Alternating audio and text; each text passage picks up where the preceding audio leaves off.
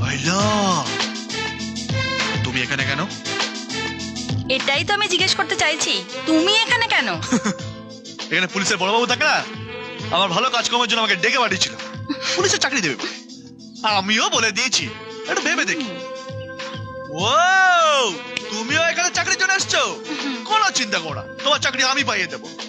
বড় বাবুর সাথে আমার একটা সেটিং হয়ে গেছে। Good morning madam. Good morning. ভাইলা, পুলিশ তোমাকে ম্যাডাম বললো কেন?